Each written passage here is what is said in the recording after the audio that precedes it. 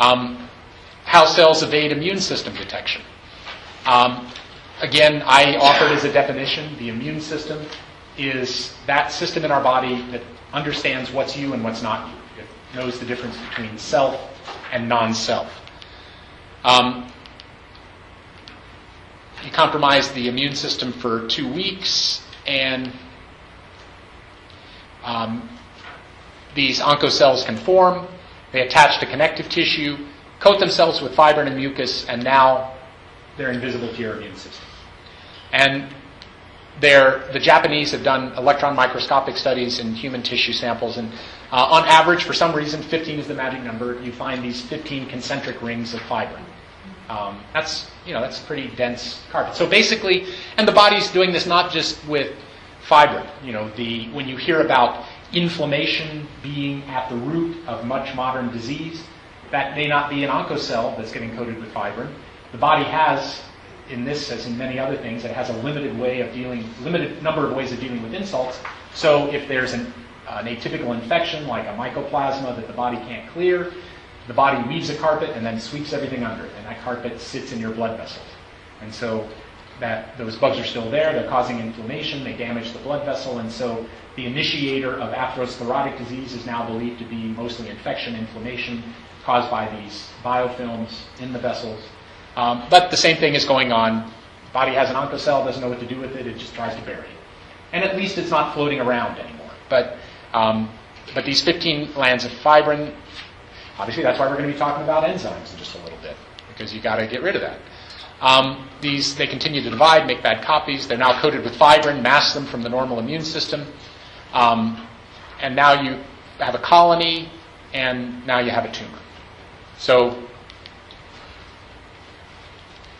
but wait, there's more. Progenitor cryptocetes. Have people heard of Dr. Virginia Wheeler or Virginia Livingston and this book, The Conquest of Cancer? Okay. It's interesting, it's like a lot of things in medicine. There's been very good work done in complementary, alternative, integrative, whatever you want to call it, medicine. So these things that I'm talking to you about today, this is all in the medical literature. This isn't some crazy alternative idea. This is all material from the medical literature. There's actually now, Bill Curry belonged to this in its early days. He was invited to join. There's a college of integrative oncology. It's on the East Coast. I think the director now is out of Johns Hopkins. But these are the old-timers in oncology.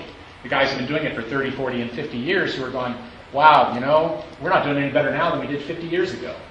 We're not treating cancer any better now with Western medicine than we were 50 years ago. And they're going, obviously we need to look at this differently. So there's a college of integrative oncology, all old-time oncologists. And they're starting to look back at some of the stuff that was done before. But what Wheeler showed was that in the urine, she could take urine from people, she could culture bacteria from the urine, and she found this bug, Progenitor cryptocetes, which it turns out now is probably a variation on it's a strep bacteria.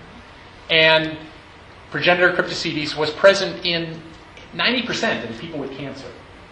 And this is the kind of data that the janitor can look at. You don't need fancy statistical programs. 90% of the people with cancer had this, and people without cancer didn't have this. Twin studies. Why would one twin get a cancer and the other wouldn't? When they have the same genetics, the twin who got the cancer always had Progenitor cryptocetes, and they could be cultured out of their urine. So, what's the big deal with Progenitor cryptocetes? And this book you can still get this book on Amazon. I'll go back to it. It's a strep-like bacterium. It produces a substance analogous to human chorionic gonadotropin. Okay. And why is that important? And in fact, there are tests out there that look for HCG levels, which is, some people think is just looking indirectly at the presence of Progenitor cryptocetes as a screening test for cancer. So I don't have a diagram here, but if you think you've got, and let me just say, a lot of the things that I use as examples in this talk, I'm talking about solid tumors. The same dynamics are going on with blood-borne tumors like leukemias and things. It's just a little more complex the way it happens in these colonies of cells in the bone marrow.